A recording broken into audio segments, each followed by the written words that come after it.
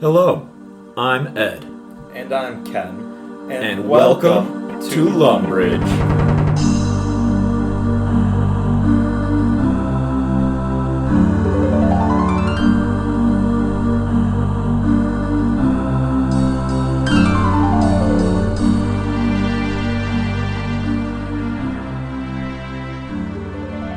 Alright, we're back again. Chop chop! With another great episode for all you guys today. Today we're finally delving in to some of the skills that everyone will be seeing in RuneScape. And we're going to start real simple. We're going to start off with mining and smithing.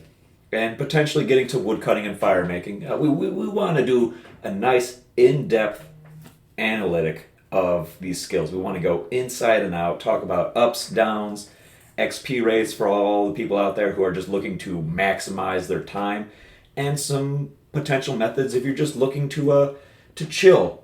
You know, maybe just get a little bit of AFKing and watch a nice show, watch some YouTube.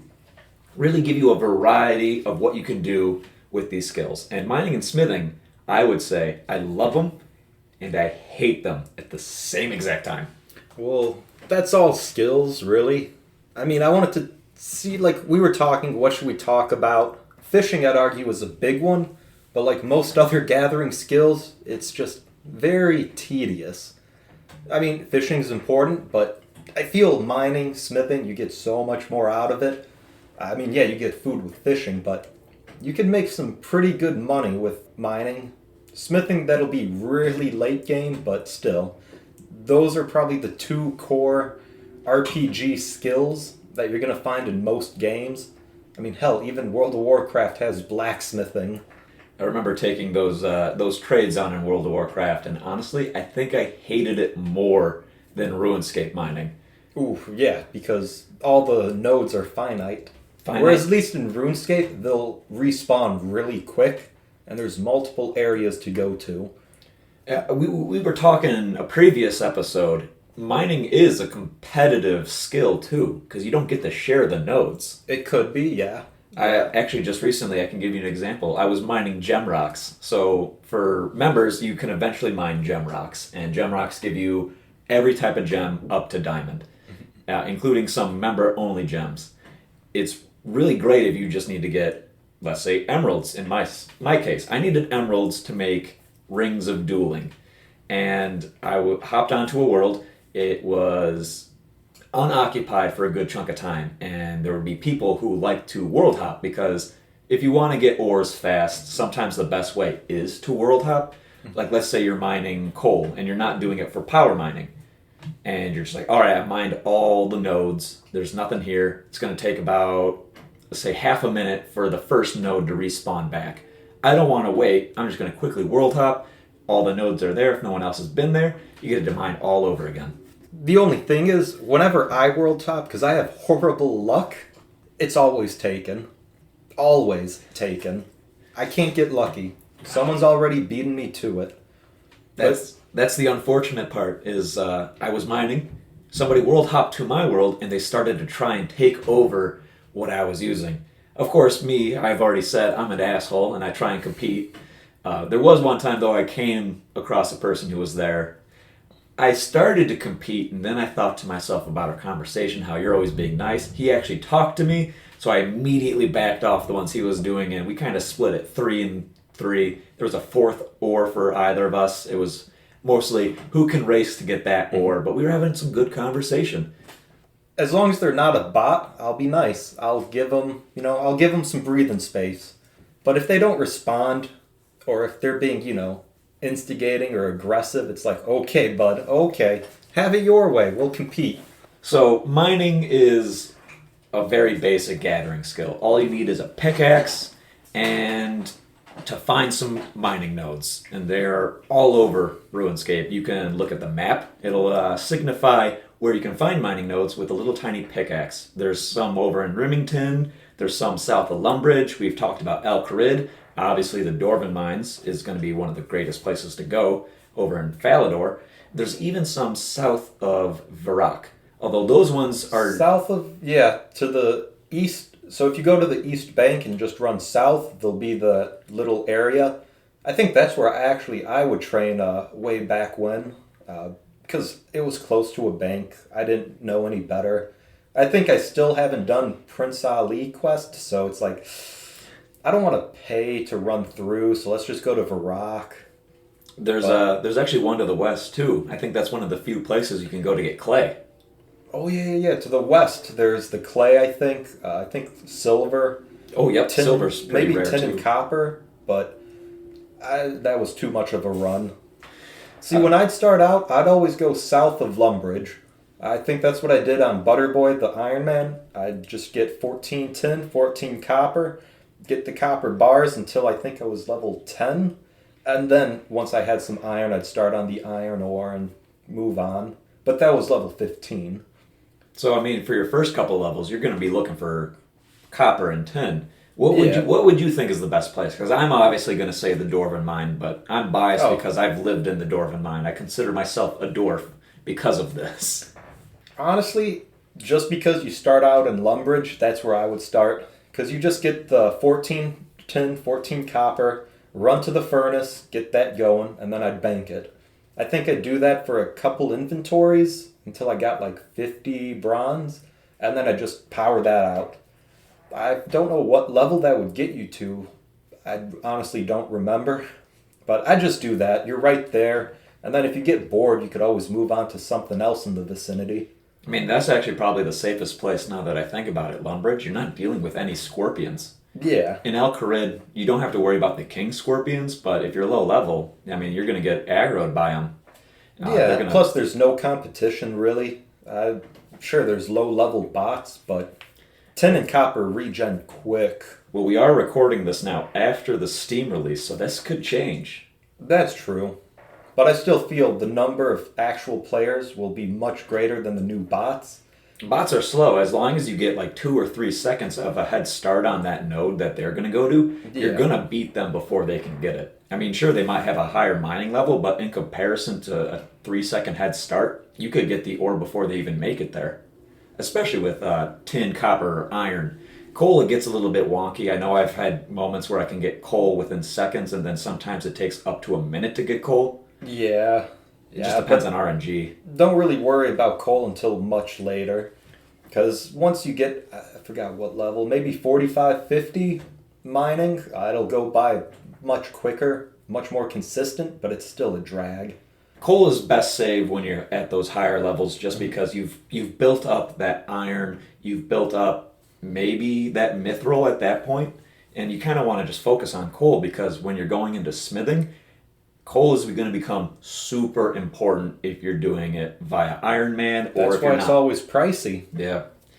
There's always money to be had with coal. That was actually my number one money-making method way back in the day, is I would mine coal. I would never smith. I would just mine it, and I would make decent money. It was AFKable, which is why I liked it so much. I'd just sit in the mine, click whenever I needed to, watch my shows. But that's the big theme. A lot of these skills are easily AFKable.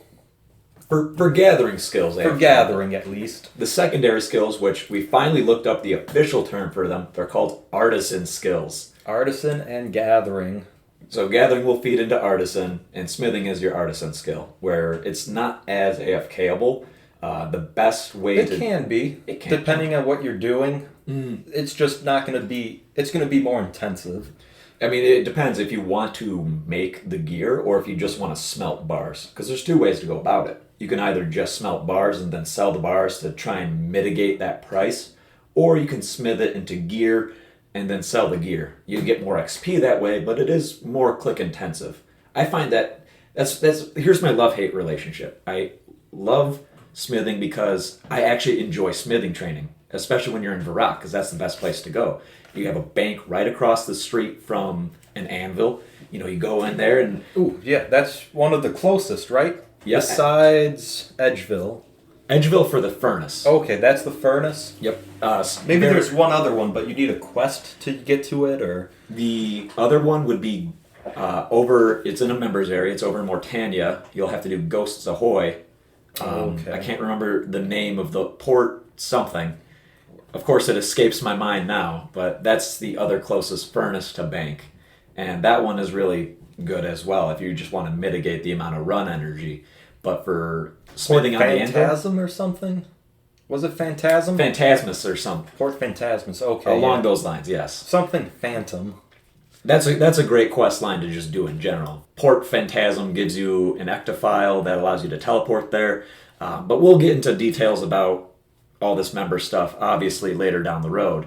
But for mining, it's a grind. It's a nice grind. It gets you stuff for crafting, like your clay.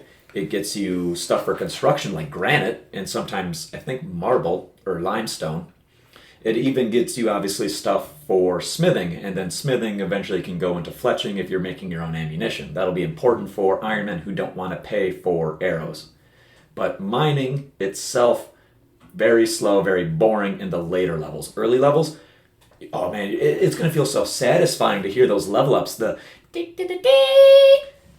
Until what level would you say? Because for me, it's usually up to 50, and then that's when the trog starts to come into play. I would have to agree. Because after you do the first quest, Knight Shield, or the Knight Sword. Knight Sword, but that gives you the smithing XP, though. Exactly. So you get to level 29, and then you work your way up. It's nice. It's pretty straightforward, nice traction. And then you just hit a wall. You'll be doing 4 hours of that just to gain half a level. And like you said, it's pricey. So unless you want to do everything yourself, you're going to either pay a lot of money or pay a lot of time. For members, there's actually a really cost-efficient way. You have Blast Furnace for smithing all the fancy bars, and you get to make money from it if you just end up selling There's still bars. an initial payment, though. It is a couple K per hour. I think, or actually it's 72K an hour, but it's a small payment that gets you an allotted amount of time there. Mm-hmm.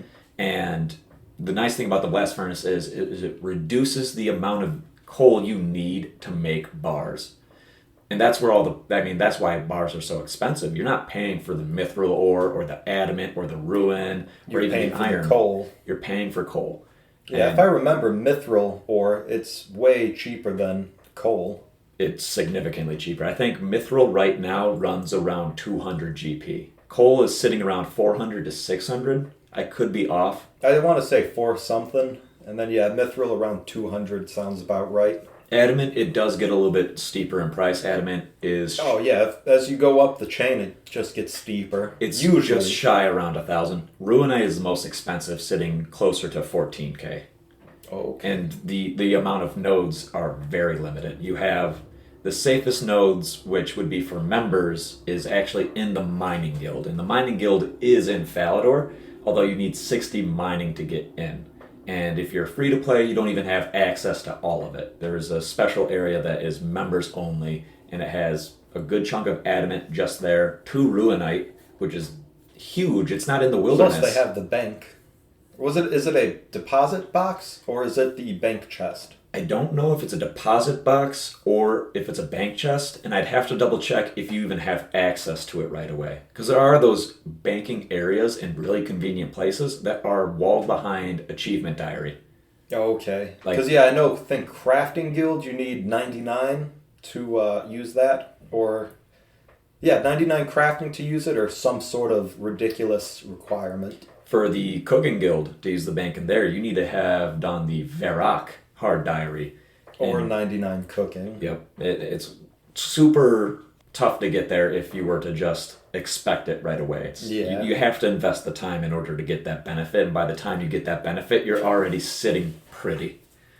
But it's nice for niche reasons. Like if you are thinking like, oh, I want to make some pies, obviously if you have that bank in the Verak Cooking Guild, it's super nice because you could just grab everything you need and you can make your special pies. For the Mining Guild, it would just be great to deposit. Like just having a deposit right there. Yeah. You don't need to withdraw. You just need to put things away. Well, I was still going to say the free-to-play Mining Guild, you still do get a whole bunch of coal, your iron, and there is actually a decent amount of mithril ores there. I think there's about 4 or 5. 4 or 5, yeah. And depending on what world you're on, usually when I was hopping around on the members' worlds, there really wasn't anyone there.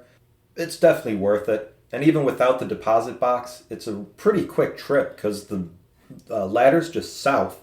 of the Falador Bank. Yep. Yeah, it's a lot Central shorter. Bank. It's a lot faster than going the long way, which is up the stairs through a door, then you run, and then you have to go back through a door, down the stairs. Yeah, so I'm glad you showed me that. That mining guild, I just recently hit around 60. Obviously, I should probably go and start gathering those ores because I really want to take on smithing. I love smithing. And for all you members out there is an item that I would recommend you get if you really are planning on seriously training smithing. You have to do the quest, mini quest or side quest, Family Crest. I think that's actually a full-fledged quest. And at the end, you get to choose from 3 gauntlets. You have cooking gauntlets, which decreases the amount of food you burn. Chaos gauntlets, which basically make chaos bolts 1 damage less or 2 damage less than the Death Ruin variant. So if you want to save money on DPS, obviously get those. And then you have the goldsmithing gauntlets, which effectively double the XP rate from gold bars. Where it's, without it, it's around 28 XP per gold bar smith. And if you double that, you hit 56.2, give or take. That's more than smithing Ruinite bars. So if you just are looking to sink some money into it, and not even a lot of money to get good XP, get the gauntlets, do gold bars, you're going to see your smithing fucking skyrocket. Now on a quick tangent, are you able to get the other gloves as well? You are. You can't have all of them at once until you complete the side quest, which what I was thinking of is Family Pest. Oh, okay. It's super easy. All So you need is pick 500k. one, and then you could switch them out? Yep. And then if you do the second one, you could get all 3. Mm-hmm. Okay. It does cost, 500k though, to have all 3, because that's the requirement for that mini quest. It's a lot of money. 500k is not chump change. I mean, it's... Yeah, but for 3 major skilling items, that's going to help you out. Oh, you're going to definitely see me using those cooking gauntlets when I'm serious about helping us get food. I'm going to put my gauntlets on, I'm going to reduce the burn rate. Make sure we get at least a maximum amount of those sharks you've been fishing for. I'll have to get those later. And then we could discuss the whole fishing thing in a few, because much like mining, it's a trog. But I mean, let's go back to mining. And that is some of the places that you would want to train for a free-to-play. I mean, we kind of... Well, like always, Alcrid, there's the Falador Mines. I feel that's where I'm going to be most of the time in free-to-play. Yeah, pretty much free-to-play. Those are the big ones. Unless it's like a niche thing. Crafting Guild has the silver and gold ores. So if you want, you could use those gloves and just go right there. Mine. Do they have a furnace, I think? Maybe. In the Crafting Guild? No. No? They don't. They have... Or maybe they do. I'd have to double check on the map. I don't think they do. I'd have to double check, because I want to say that was a method. You go there, do the bars, and then you just drop them. If you're only going for experience. For all you power levelers out there. See, I just can't get on that same road. I've always wanted to do, maybe I'll do power mining.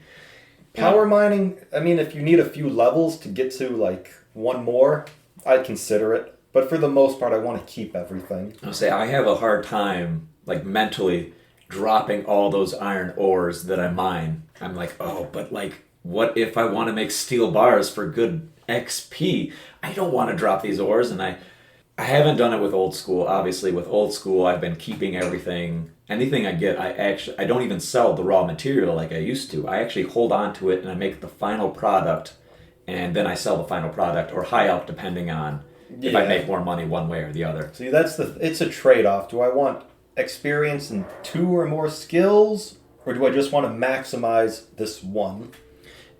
And that'd be actually a good point to bring up for Ironman. For Ironman, might as well make the final product and sell to the specialty shops. You mean, and you make more money. Exactly. You get the experience, which is always going to be needed, especially for questing. And Ironman, I would suggest do the questing, because you're not only going to get extra XP, extra perks, you're just going to be overall a well-rounded scaper.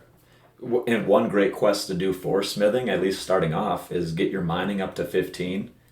If you're an Iron Man, or if you just want to do it without having to worry about paying for iron bars, is obviously the Knight's Sword. All you need to be able to do is get some iron ore, get some bluerite, which only requires 10. Getting iron ore obviously is 15. The iron ore, if you really don't want to work on mining, I think there were a few ways of getting it. I think one of the methods involved going into the wildy, which is always going to be a heart-wrenching adventure. And then I think getting the bluerite, there are a couple of, what were they, ice giants you got to keep an eye out for, but even then... Ice giants and ice warriors. You bring a bit of food, you could just run past them, get the bluerite, and then get the hell out of there. It's a scary experience to try and get bluerite if you're a low level, especially seeing, like I believe they're in their 40s and 50s. Yeah. It's terrifying. They're high. They're high up there. They can one-shot you if you don't have many hit points at all. But it's totally worth doing that quest because at the end of the quest, you get enough smithing experience if you're at level 1 to boost you up to 29. That's a huge skip. You immediately get to do... You're pretty much almost full iron. Full iron, almost. I think it puts you right on the doorstep of getting into steel. I believe so, yeah. And, I mean, that's a great starting point right off the bat. Now you get to, if you end up working your mining up to the point where you can mine coal, just keep mining coal, work on your mining level, obviously, so you can get higher and higher and higher with the ores you can get. And coal being such a valuable resource, hold on to it. Then you can smith all those steel bars, make all the steel armor, and then your smithing is going to go all the way up. If it were me, I would focus on iron first, and then smith your way up to full iron. That way, once you get your mining up, you'll have an easier time getting the coal. You'll spend less time waiting, and more time actually getting the thing you need. I will say the drop rates for coal are ridiculous. From 2 seconds to a minute, and yeah, it doesn't sound like a long time, but waiting for a minute to get one ore or whatever it is you're mining, it gets infuriating when it happens multiple times. Like I was mining for gem rocks, and I was just sitting there, like I was getting them super fast, and then all of a sudden I got to one rock where I just clicked in. I'm like, all right, here I go, time to click the next rock, and it was just like, you're still going. Where's that gem, brother? Hit or miss. I would say it's a nice integral skill to have, especially for Ironman, if you plan on taking the melee route, because you're going to need to make some of your own gear. At least early levels, it's going to be very helpful. It'll save you some money, and then you could even make money. For me, it also would help range, because like you're saying, you could smith the arrow tips and then fletch them. That's definitely going to be needed. I mean, fletching in general is just a great skill to have. We could jump on to like fletching, and then fletching. You could also mine for crafting.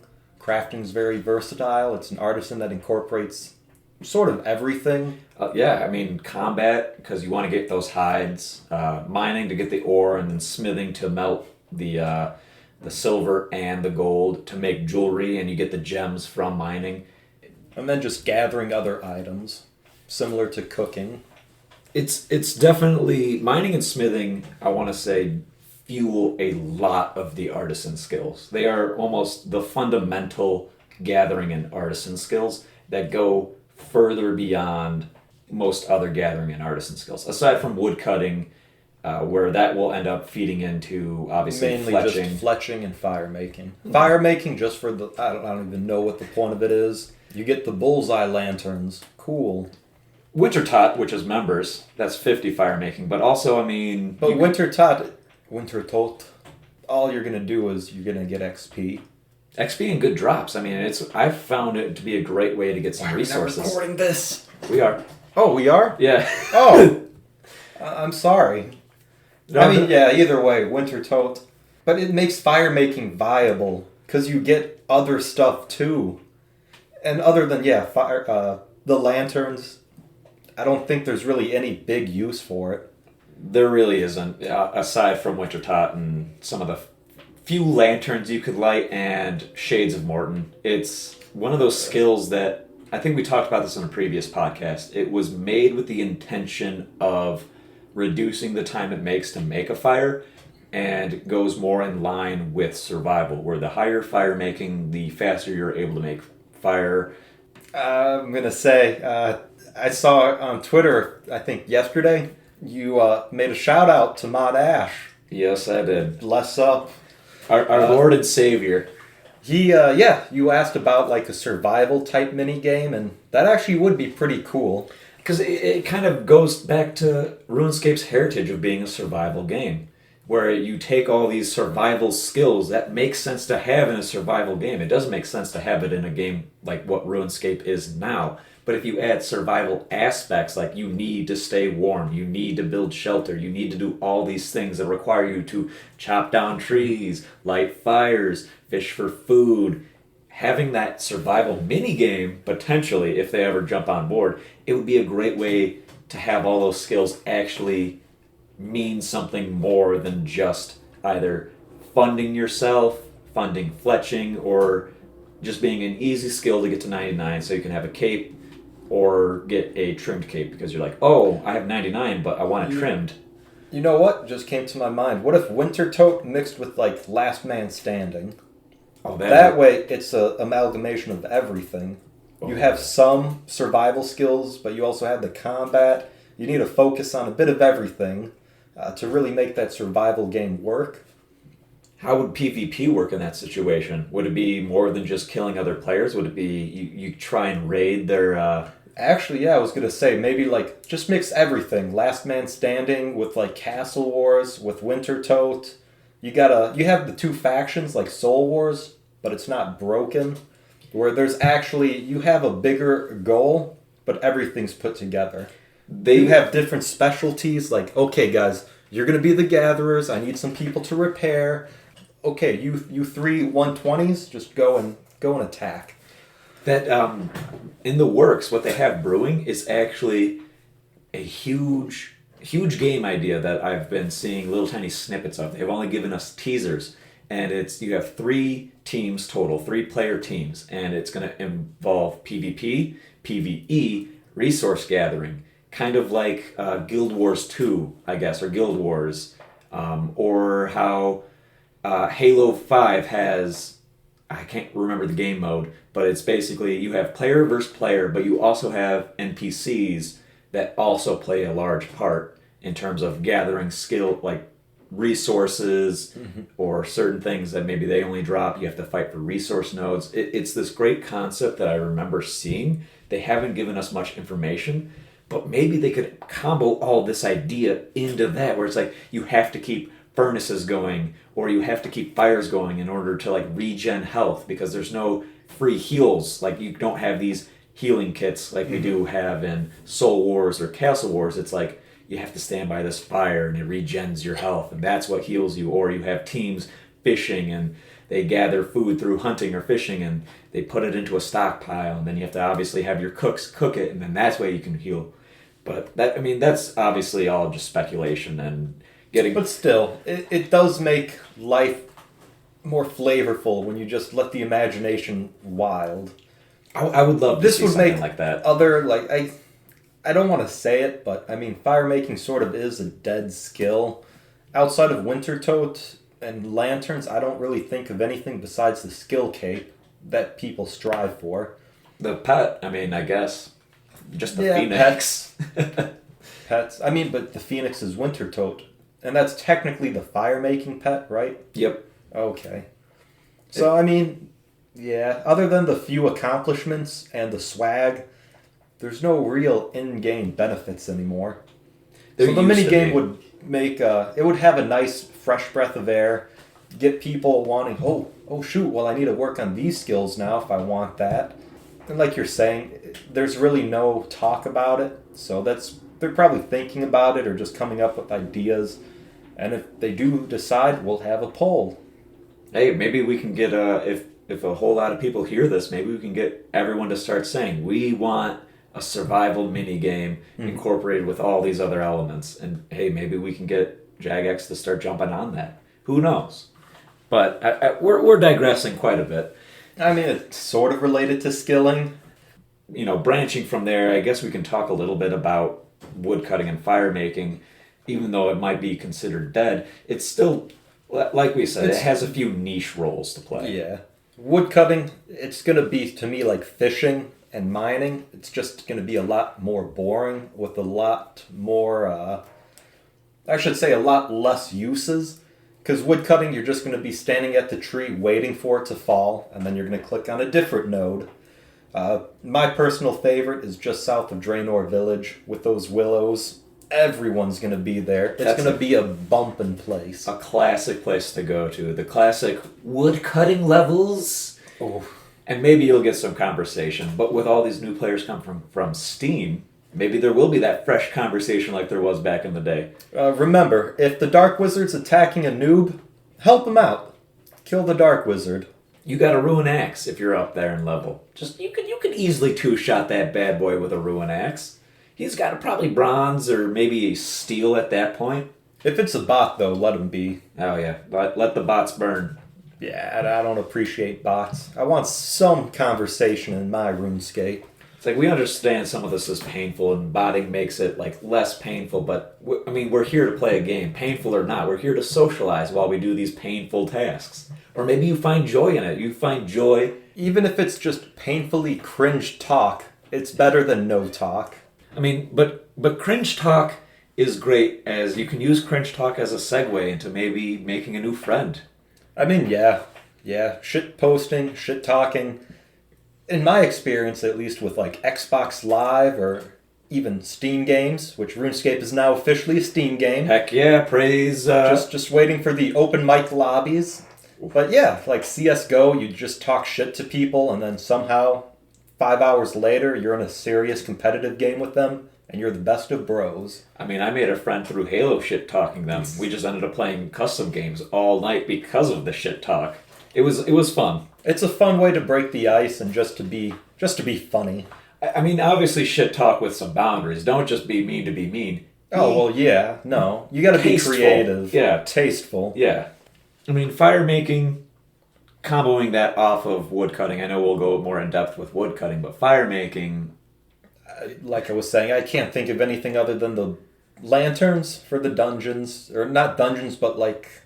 How would you put it? The caves, where you need a light source. Where light sources are needed. You need that. Winter Toad, once you get to level 50, just do Winter Toad for XP. Hell, in like, I don't know how long it did, maybe 3-4 hours, I got up to level 70 firemaking. Oh man, I breezed through. I think I'm close to 80 just because of Winter Toad. I started at 50, and I've done no like burning of logs or anything, which is sad to say for all you free-to-play players. You're basically stuck burning logs for almost no reason unless you want the cape. Because I will say this, the cape emote, every 99 skill cape has an emote dedicated to the skill. Firemaking is pretty cool. You handle a ball of fire, throw it up in the air, and you do all this cool shit with it. That's dope. I like that. Yeah, again, the swagger. You get the opportunity to, just show your shit to the world. Plebeians need not apply for the level 99 cape. I do have to say this now that I am remembering a lot more about RuneScape as we're talking about it, at least in terms of from the free-to-play perspective. 99 capes are not available to them. Really? They do not get 99 capes, which is sad to say. I don't think I ever realized that. You can It makes sense. It does make sense, and at the same time, I feel like free-to-play should at least have some of the 99 capes. Yeah, on one hand, membership, you get all the perks, you get everything. And on the other hand, it's like, once you've been a member for a while, you're accustomed to the full game. It's like, well, wait, what? This isn't available to free-to-play? I'd assume it would be. Because usually, all the member stuff, it's like niche. It's better equipment, better styles, better areas. But the cape, yeah, if you work your ass off to get a level 99 free-to-play, yeah, you deserve something. That's true dedication, especially with XP rates. And I mean, I'm yes. not truly harping on XP rates for free-to-play. You have some dedicated players out there who are, they're true advocates for the free-to-play community. In it of itself, free-to-play is almost a different game than pay-to-play, just because of the restrictions that you have and what you're able to work with. Once you get to about level 50 in all the free-to-plays, then, yeah, it's just a grind of whatever the best method on the wiki is. Yeah, and it's painfully slow in comparison. That's the saddest part of it all. Mm-hmm. I think maybe if we get enough people who bug the mods, maybe we can get some free-to-play 99 capes out there. I'd agree, but I'd also disagree on bugging the mods. Because, listen, With old school RuneScape compared to RuneScape 3, I like it. They've been doing a very good thing, asking the audience what they want, asking the players what they don't want. Whereas before it's like, hey guys, here's summoning. Hey guys, here's evolution of combat. Here's divination. Here's invention. How do you like it? It's okay. I don't really like it, but it's cool, I guess. Okay, cool. Here's more. They have cranked out some good content for RS3. I mean, they've like really expounded upon the God Wars. There's like a God Wars Dungeon 2. They just came out recently with Elder God Wars. I know they have a couple of quest lines where they've added extra quests, so I know you would like that, at least for the story and lore-wise. I remember looking at some of the quests that revolve around the Majrat. I'm pretty sure I butchered that, but for all players, new, old, that aren't familiar with the Majrat, like I said, I think I'm butchering it, but they are like the super race that's like human skeleton beings that are like ultra powerful, and they used to follow the ancient god. For all you free-to-play players, all you new players, all you pay-to-play, ancient god is actually Zaros. And there's this whole entire cool thing with him. He used to run essentially Gelinor before Guthix said, screw you to all the gods, you're not allowed to be here. And that's some fun lore stuff we can cover on a different day, but... Actually, I would like that. It could be like a fireside chat. You tell me and everyone else the lore. I do love the lore of RuneScape, and that's why I love the quests, as you said. And RuneScape 3 does add a lot of cool quests, completing a lot of quest lines, which old school hasn't really gotten to yet. And that's because they have a lot on their plate. I mean, they got a lot to deal with. There's a whole bunch of things in line, and you told me as of recently they're just now getting almost started or finished or however with... I believe I saw it either today or the other day. I mean, we're recording on February 25th, so it was within the past few days. Maybe it was something you sent to a mod, but I went through and someone asked Mod Ash, hey, how's that clan system going? Or maybe he just said it, whatever. The clan system, they're working on it. They're getting some improvements in, and I think Mod Ash said around before or during summer, he wants to get Group Ironman out. It's not a promise, but this is more of a set deadline than we've had before. We knew it was going to be this year. We just didn't know when. So everything's in the works. So maybe we'll eventually get around to getting 99 capes for free to play. At least some of the more basic skills like woodcutting and firemaking, because anybody and everybody can get those capes easy. I know the XP rates aren't they're not comparable to pay to play XP rates, but it's still fairly easy if you put in the grind to get those 99s. I mean, I can't tell you how many times I'd look at bots that are, just chopping away at U's, which are the best to chop away at for free to play, and I'll look up their skills and they're getting darn close to 99. But that's the thing, they're 24/7. It at least shows me that it is feasible, even though it's done in a non-legitimate way. If somebody were to put the time and effort in, they can get it. For now, I'd just say let the mods keep doing what they're doing, because old school, it's still a great, viable game. It's how we remember it to be before everything went wonky and... more modern MMO. Yeah, modern. I was going to say meta, but no, it's more modern, I guess, because they are trying to compete with the other big MMOs. But what I think they failed to see then was it was so popular because it was different. It was a different type of MMO. So I would rather focus them on keeping, the economy good, the weapons and armor balanced out without power level creep. I mean, yeah, all they have to do really is change a flag, like, okay, this one is free to play, instead of you need a member to wear it. So, yeah, a lot of bigger fish for them to look at. So, but for all you free to play, then I guess it depends on if you want the prestige of being a free to play with a 99. But for woodcutting and firemaking, just because of how simple and easy they are, you can still make money. It's still a decent skill to work at, because realistically, I think you're going to need level 50 in most everything if you want to complete all the quests. Other than that, it's just the notoriety, what you want to do with it. The big reason for woodcutting, for me at least, would be fletching. Because you could buy all the logs, or you could maximize profit, chop them down yourself, and then fletch them. Now, before we get into the wonders of fletching, we should probably talk about some of the great places to go for wood cutting. Well, like I said, south of Draenor. That's for willows, though. Willows, what about everywhere else? Up to willows, it doesn't really matter. There's trees everywhere. There's a few oak trees in Lumbridge. I think there's an oak tree or two by Draenor. You could even go to, I think, Falador. They have an oak tree right next to the bank. Yeah, once you're level, what would willows be, 30? Once you're level 30, start at Draenor. Then moving on, really the only big one would be the members. Because Sears Village, it's all maple trees. But maples are actually free to play nowadays. Are they? Yep. Okay, so then... The only way to get them, though, is the Corsair's Cove resource area. But that requires Dragon Slayer, and we've touched up about I was going to say, once you get Corsair Cove done, just go there. That's probably the best free-to-play skilling area for the bigger skills, like woodcutting, fishing. I think, yeah, you could even do the ogresses for combat. But yeah, Maple, if they have it there, go there. If you're a member, Sears Village all day, every day. Easy money. I mean, it's right next to a bank. It's actually less of a run than it is in Corsair's Cove. Yeah, the bank's right there. Always people there, whether they're woodcutting, fletching, or doing the agility course. Plus, we could talk about it a bit more, as I said before, but Catherby's just south of Sear Village. If you have the magic, just, hey, get yourself a law room, get yourself some air runes or air staff. Boom, Camelot teleport, you there.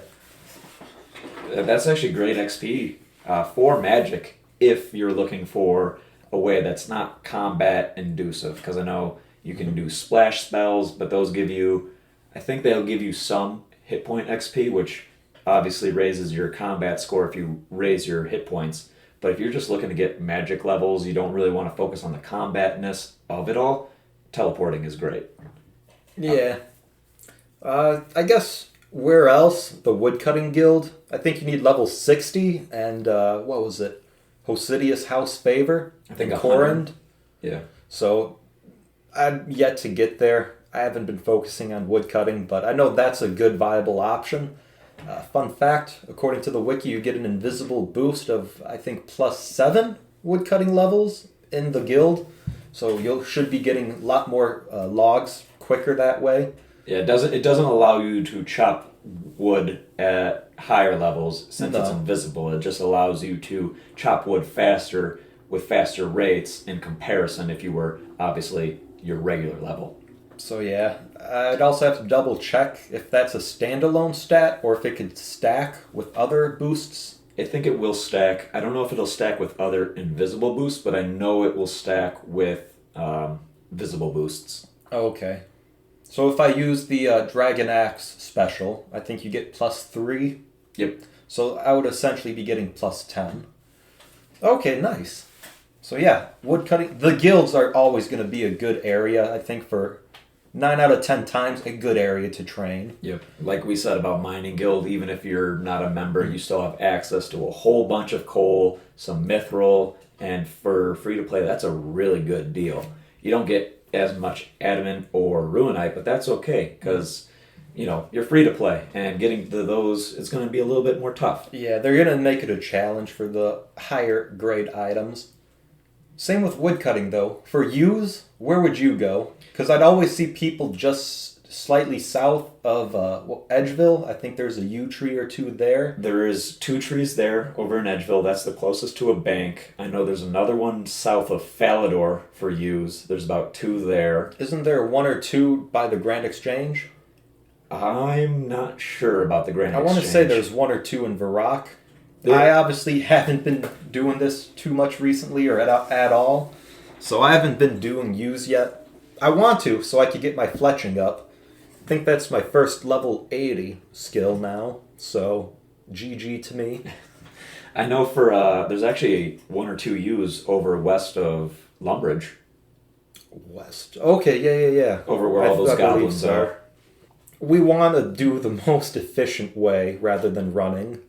But if you're free to play, man, you got to do what you got to do. And then when it comes to fire making training, it's just find the longest stretch of road or area just to light your logs. And you always go from east to west. Yes, always. And so the best place I've always seen players... Grand Exchange? Yep, if it's not occupied, there's always one or two spots that you'll always see players doing it. Grand Exchange is the best way to do a full inventory with a minimum amount of resetting your position. Otherwise, I'd just do Draenor Village. I'd run a few steps south of the bank and then just keep going. Plus, you just, keep the tinder box, get an inventory, burn them, go back to the grind. I know a lot of people will probably say, but that's not maxing it out. Casual hardcore. I'm not at that point where I want to do 3-tick manipulations. That's why, for the next one, I want to talk about fishing a little. It's going to be like woodcutting. It's very simple, not much to know, but it's going to be a grind. I could do barbarian fishing, but that's click intensive. Oh, well, it's click intensive if you want to do the 1-tick fishing method. 1-tick, 3-tick, I don't care. I just want to zone out and watch YouTube or a movie. So that's why I'll do power fishing. Oh, power fishing. Actually, yeah, power fishing for not Catherby, just south of Edgeville. But let's talk about that in a bit. You wanted to wrap up the woodcutting and that? Woodcutting and firemaking for all you free-to-play players. Woodcutting is a way to make money. Obviously, maybe not maple logs. Oh, yeah, the bots ruined that. Yeah, maple logs don't sell for anything. But if you get your woodcutting up to the point, level 60, you can start cutting yews. There's actually some good money with yews. Firemaking is a resource dump of a skill. Once you hit 50, there's no need to go further unless you're a member. Yeah. Or if you just want the prestige to say you have a 99 through Even then, free-to-play. just do winter tote. You get extra items. You get some nice rares. I got a pet on my Ironman, which some guy on Reddit said F you, because he was jelly. But other than that, yeah, you get the Tomb of Fire. It's just you get the XP and you get items. So it's a win-win. I guess, would you say fletching would be a resource dump? A resource dump to get better resource? I would say fletching is indeed. For non-Ironmen, it's a great resource dump because you can make money off of it. Arguably the best money-making for non-Ironmen. For Ironmen, I guess you could make money, but it's a lot more painstaking. Yeah. Because you have to get the bowstring yourself, and then you have to get the nature ruins yourself to high elk them. Yeah. That is a grind. It's totally worth it, but it's a grind just even. Also, arguably the easiest 99 to get. You can AFK it in the GE. If you have money to invest in it, you're going to end up with more money out, and if you have the time, you're going to end up with that 99 faster than you would think.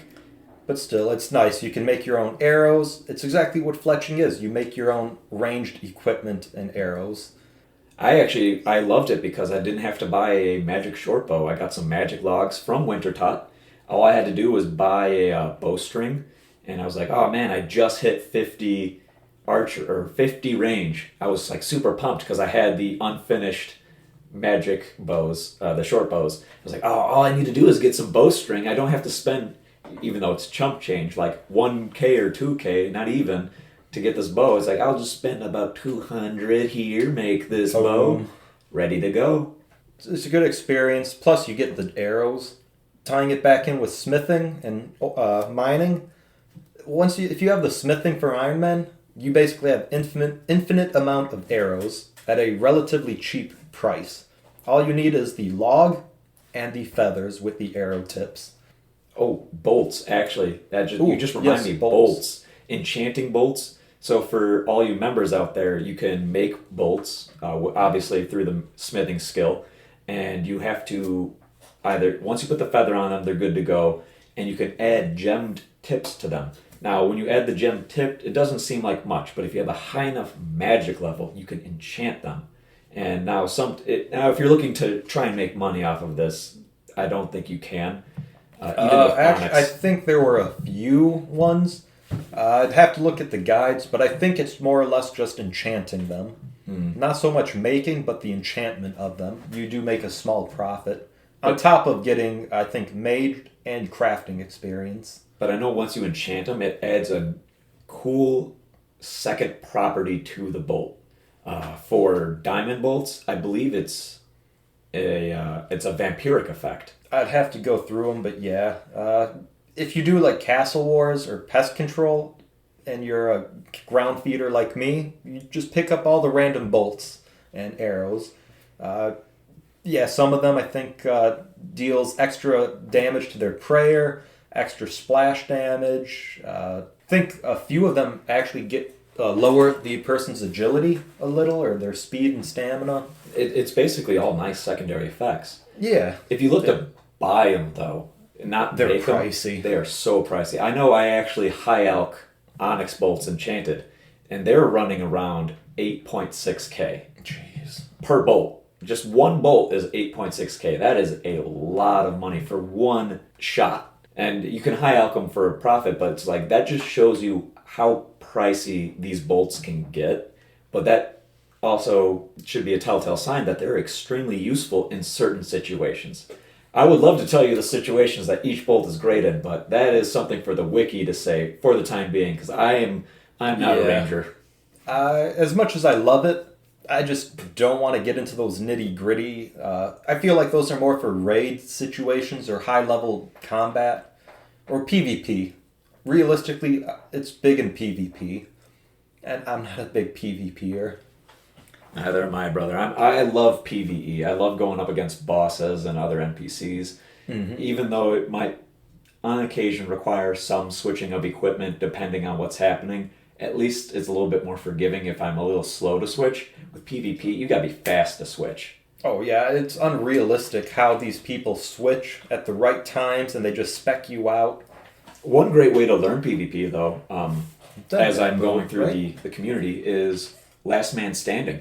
Oh yeah, Last Man Standing. It gives everyone at the start of the game the same gear, and it's essentially a battle royale. You can find chests, and you get keys through killing players, and you can use the keys to open the chests, and then the chests will give you better gear depending on RNG.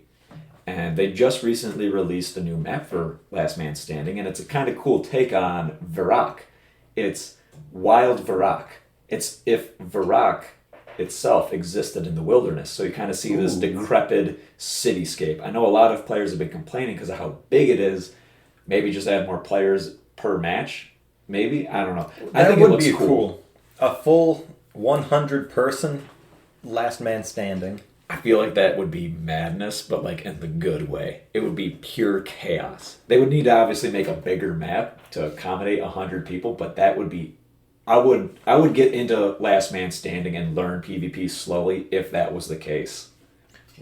Introduce squads. We don't have to go full, let's rip off every other battle royale. Just have a bunch of ghasts or something make a perimeter, and if you're outside the perimeter, boom, ghasts and ghouls start attacking you, and your health goes down until you're in the circle, per se. Well, they do have the gas that happens if you're outside of the play zone.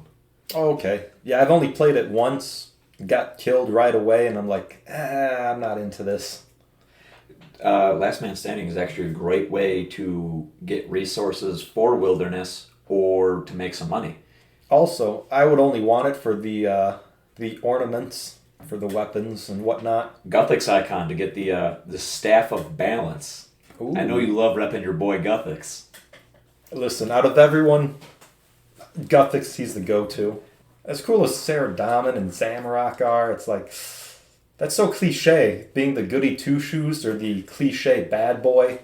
No, just be Guthix. Nah, see, I'm going back to Saradomin. I do what I want for balance. But I gotta instill goodness into the world, brother. I just drank all night and did a line of cocaine. So what am I going to do the next morning to balance it out? Let's just work out and do some charitable deeds. Sin followed by good charity. Listen, the only way you can know what is truly good is if you've witnessed something truly evil. Balance. I don't know how to respond to that. It's like grinding. You can't truly appreciate a level 99 until you went through that hell. That's a fact. I mean, I've seen people with Runecrafting capes, and my heart and soul goes out to them. It's like, you did it. I respect you.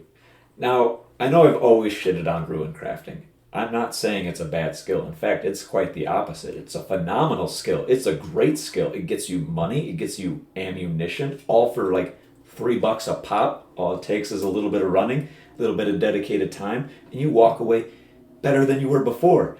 It's training it that is the biggest pain in the tuchus. What's like something good XP rate? Like what, 10, 15 XP an hour? I don't even think it gets close to 50K an hour with good XP Well, no, rates. 10 to 15,000 an hour? I think Or is that being too generous? I'd have to double check. I know some of the best ways is through the mining skill. What you want to do is complete Sins of Our Father, which is in Mortania. That's like towards the end of the quest line you and I have started. And you get into this mine, which allows you to mine daylight. Daylight is a great ore because when you mine it, drops as shards and it's stackable. So you can basically just sit there and get huge stacks of it. And what you do is you take these shards, you talk to someone in the mine, I don't remember who, but they transfer those shards into essence, and they transfer the essence into your bank account or give it to you noted. I can't remember, but either way, it's great because it's all one inventory. You don't have to worry about banking. Now, when you use that essence rather than regular ruin essence or pure essence, it actually gives you a 1.5 increase or 1.25 increase to your ruin crafting XP. Okay. Now, that's just the beginning. There's more. Now there's a special altar called the Orania altar. I butchered it, but it's a special altar that takes whatever essence you have and gives you random essence, or not random essence, it gives you random ruins. It gives you an increased XP rate rather than going to those respective altars. Now that can range from like, oh, you went to the air altar, so you only get this much, but it gives you an increased version of that. So the best way to go about it is to get this daylight essence and then go to this random altar and make runs from there. But I mean, that's how complex ruin crafting can get in terms of actually getting phenomenal XP rates. But that just goes to show how a lot of the skills, once you get past a certain threshold, it's nearly impossible. Rune crafting being the epitome of it. Because it literally is just run from point A to point B, from point A to point B, from point A to point B. I know you can use the Abyss to try and mitigate some of that running time. And you could also do that But with still, the Lunar Spellbook. There's no real way to power level it. No. Whereas mining, you just get the iron and drop it. You could get the fish and drop it at Barbarian Village. You could just power level woodcutting just by getting an inventory, dropping it, chop down more trees. Rune crafting, nah, you just gotta go with it. It's like it's the most click intensive skill to train. I mean, even stringing bows and fletching, it's not that intensive, but it's still somewhat AFKable. Rune crafting, no, you gotta be dedicated. We could move on. Rune crafting, it's gonna be just a sluggish thing. I guess the only other real big thing to know is fishing and cooking. Probably your main ways of getting food. Fishing, it's going to be like wood cutting or crafting. You go to the node and then you use whatever thing you need, like a net or the fishing pole or the fly fishing rod. And then you just go there, you'll get it.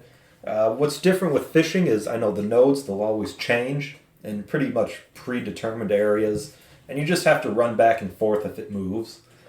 What I would always do is do cooking with fishing. And like I said, best place is probably free to play, Barbarian Village. All you need is a fly fishing rod and feathers. Do they have the fishing rod and bait? Or no, that would be like Alcarid, right? Yep. Yeah, I'm sorry.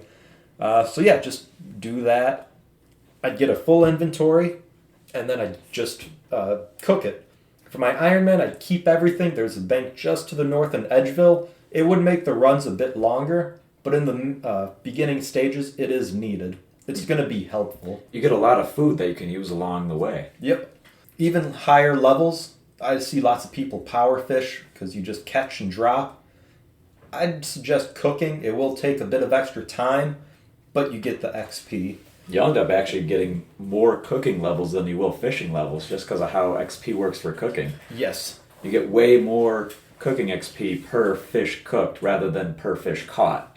So it's going to be well worth it, especially if you're trying to just maximize gains and get the most levels you can. So what would you recommend, though, for training areas with fishing? So starting from square one, definitely just start at Lumbridge. After that, you probably, once you get like level 10, I think, I went to Alcarid just south. It is a bit dangerous because of the scorpions, but even then, there's a range. You could run up there. You have food if you need to. Then I think around level 15, 20, I'd just move on to Barbarian Village and just keep fly fishing. Get your trout and salmon. Those are definitely the staple foods for beginning and even mid-level. Trout heals, 6? Salmon heals 9. So that's good mid-level food. And it's just going to be a while. You're just going to be sitting there hoping you catch it. I guess you could start lobbies at 40.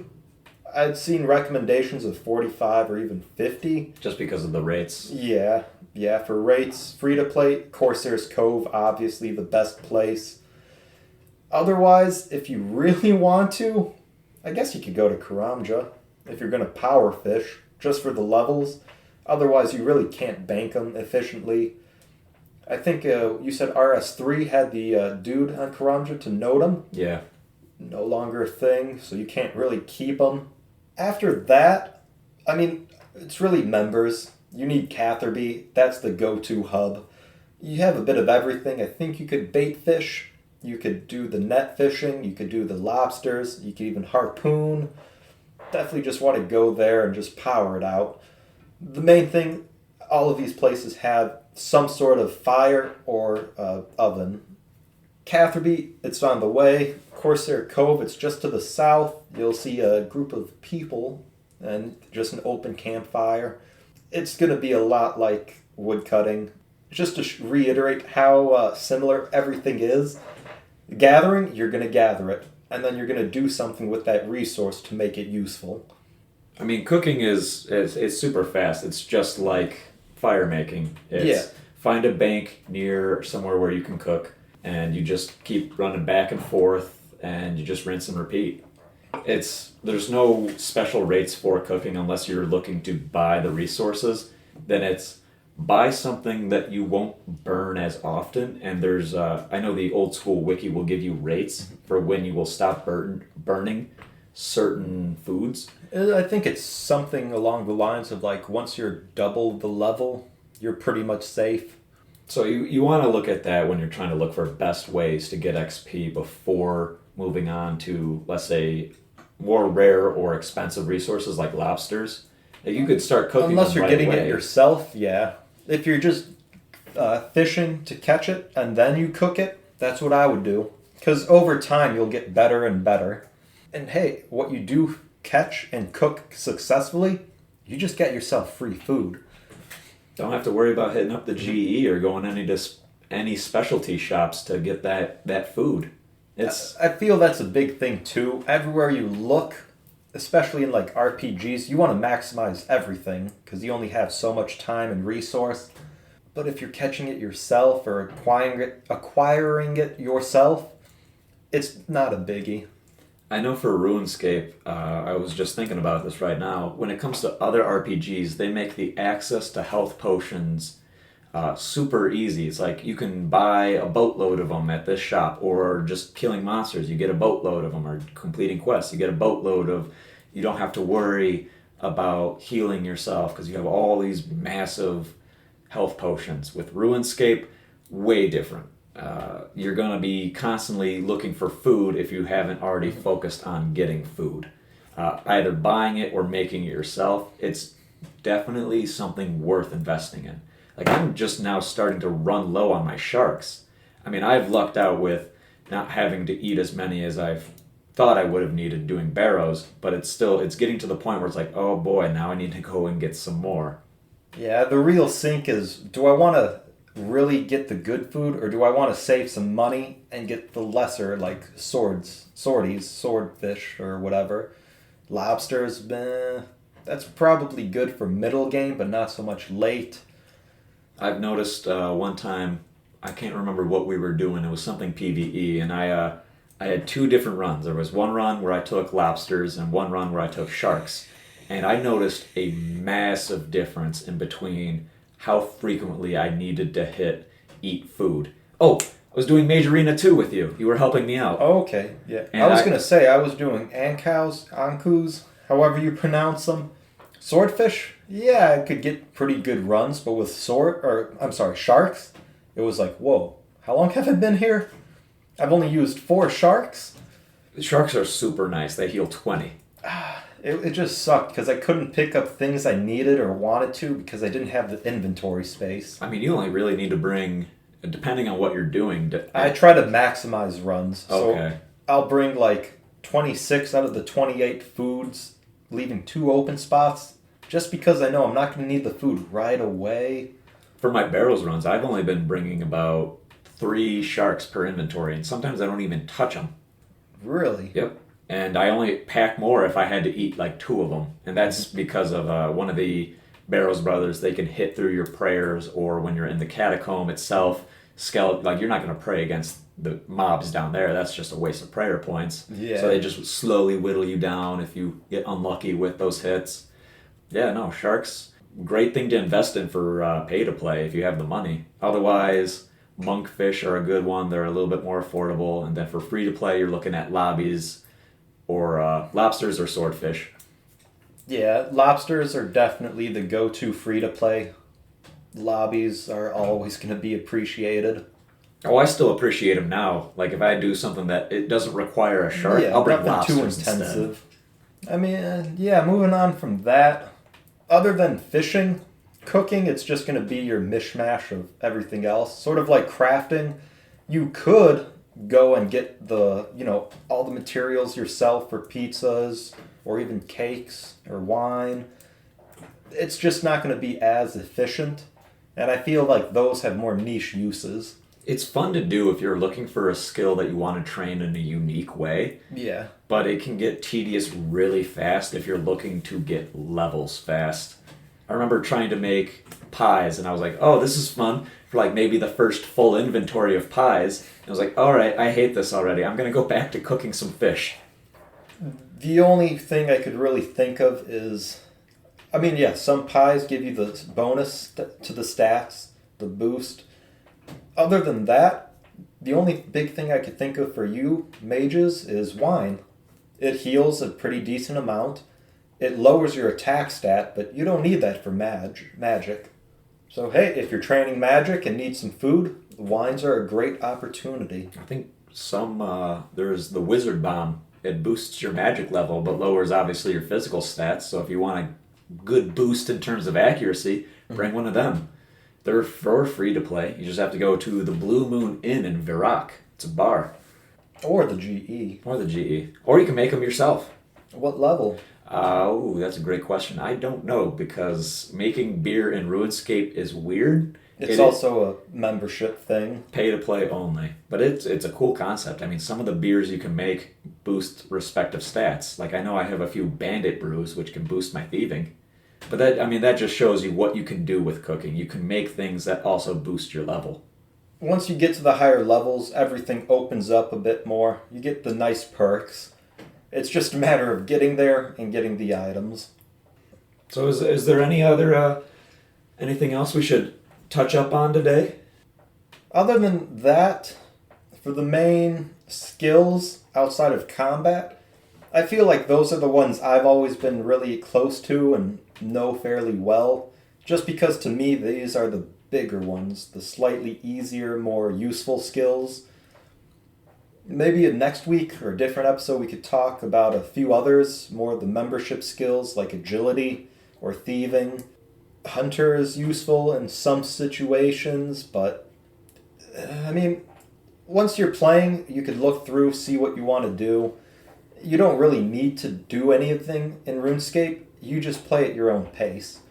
But if you want to get the most out of it, I would recommend fishing and cooking.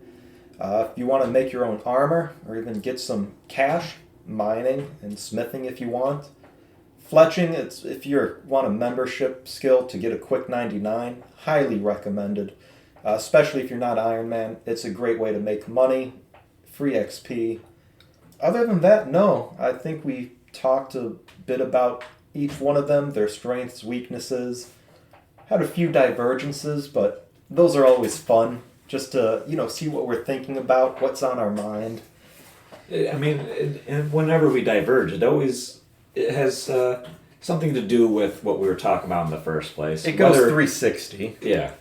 I mean, we could keep going on a diverge. I mean, we could talk about mining, and then that could lead into bossing just because we could talk about the skilling boss volcano in and of itself, and then it goes on from there. But for the audience, I got to ask, do you like our divergences, or are you looking for us to stay more on track? And we'll leave that up to you guys. If you want us to keep doing what we're doing, alrighty. Double thumbs. To be fair, though, you can only talk about a skill so much without getting off topic. When it comes to woodcutting or firemaking, yeah. And to those of you who've never played RuneScape, you're probably thinking, what? This is so stupid, you're just clicking on things. Oh, but no, that's the beauty and the nuance of the game. You're clicking on things in a dedicated manner. Exactly. You have a reason as to why you're clicking on it. You're not clicking randomly like Cookie Clicker 3000. You're clicking on that iron node because it's going to give you some iron. I think I've always viewed RuneScape as a real-time strategy, an RTS, but with only one unit that you control. I think that's the best way to kind of summarize gameplay. Yeah, it's also a unique MMO where you don't have a dedicated class. You're just given, hey, here are some skills, have fun with it. Do what you want. You can be a skiller, you could be a PvPer, you could be a PvEer. Mm-hmm. You could do anything you want in this game. You could make it what you want it to be. And that's why I think I always fall back into it. It's a game that you mold your own goals for instead of saying, I want to be the best healer in the game or I want to be the best tank in the game. It's, I want to do whatever it is I want to do. Yeah. I mean, the original RuneScape Classic, when it first started, I was hearing PvP was big, but the skillers were much needed too, because they needed their armor, they needed their weapons, they needed everything. They needed food. Now it's with the Grand Exchange. Yeah, that's true, but at the same time, it's less cohesive. Everything's a bit more split apart. So I guess what I would ask then is, where do you fall? Would you want to only use the Grand Exchange and go solo? Or would you like it to where you have a guild or a clan and everyone works together? I want to definitely do the clan. I know we always talk about, the social aspects that RuneScape could have or does have depending on where you're at, but I love the idea of having a clan that is super well integrated with each person's strengths and weaknesses. For example, I love PvP, but I just died, so I need this, and this that I can't really get back. Can anybody hook me up? And obviously, they could go to the Grand Exchange and pay full price, but I would guess with clans, since you're friends, it's like, all right, I can do this for you, but can you help me out in this way? Or I can take it for a reduced price, and if you can throw some in this in. It's like it brings in that idea of community. Or maybe some people will do these things for free. It's like, I got you, bud. Here you go. And yeah, it's like, why would I pay full price? It's like, well, I was just doing some dragon runs, so if I give you these hides, twice as many hides, can you hook it up? Hook it up for a homie. I'd be like, hell yeah, bring it over. It's like, I got you, fam. So yeah, no, I would love to have more of the clan social aspect of all that. Yeah, I would agree.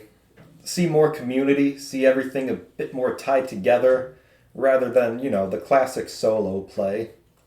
That's a good wrapping point for our episode today. I'd say so. Bringing it back to let's be social. Let's all be buds. Let's get the community going again. Let's get it popping. All right, Kenny. It's been a pleasure talking to you as always. It's always fun to be here, speak about the childhood game of our dreams. And I guess we'll see all of you next time. Well, I will be logging off then. Have a good one, Ed. See you back in Lumbridge.